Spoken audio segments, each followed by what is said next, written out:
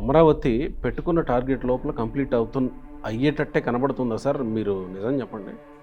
ఆ, నేను మీకు 100% కేంద్ర ప్రభుత్వం పోలవరాన్ని అమరావతిని 100% 29 ఎలక్షన్ లోపు పూర్తి చేయటువంటి ఒక ఏదైతే మినిమం ఇన్ఫ్రా ఉండాలో, మినిమం బిల్డింగ్స్, మినిమం రోడ్లు, ప్లాట్లు అప్పచెప్పడం, ఇది మాత్రం 100% అయిపోతే పోలవరం 2027కి జూలైకి అప్పచెప్తారు. మీకు అనుమానమే లేదండి.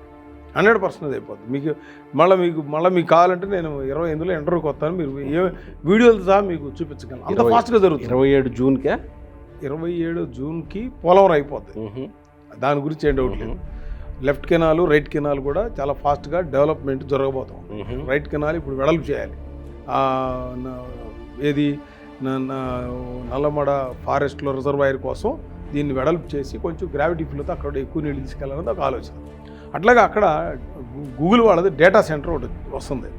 దానికి విపరీతమైన వాటర్ కావాలి. దానికి లెఫ్ట్ కెనాల్ ఇప్పుడు టెనెల్స్ తవ్వుతున్నారు అక్కడ. అది కూడా ఈ సంవత్సరం ఆఖరికి అయిపోతే డేటా సెంటర్ ఓపెనింగ్ అయ్యేటంకి వాటర్ అక్కడికి వెళ్ళాలి. అక్కడి నుంచి అప్ టు శ్రీకాకుళం వరకు వాటర్ తీసుకెళ్లే విధంగా ప్లాన్ చేస్తున్నారు.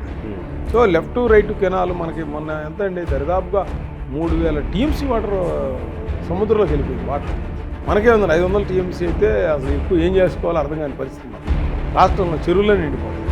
అందుకని ఈ ప్రాజెక్టులు చాలా ఫోకస్డ్గా కేంద్ర ప్రభుత్వం, కూటమి ప్రభుత్వాన్ని డబులింగ్ సర్కారుని సక్సెస్ చేయాలనే ఉద్దేశంతోనే ఈ యొక్క ప్లాన్ అంతా ప్రణాళిక పర్ఫెక్ట్ జరుగుతుంది. అమరావతి ఎక్కడ కాంప్రమైజ్ అయ్యే ప్రశ్నే లేదు. కాకపోతే కొంచెం గ్రౌండ్ రియాలిటీకి వెళ్తూ ఉండాలి.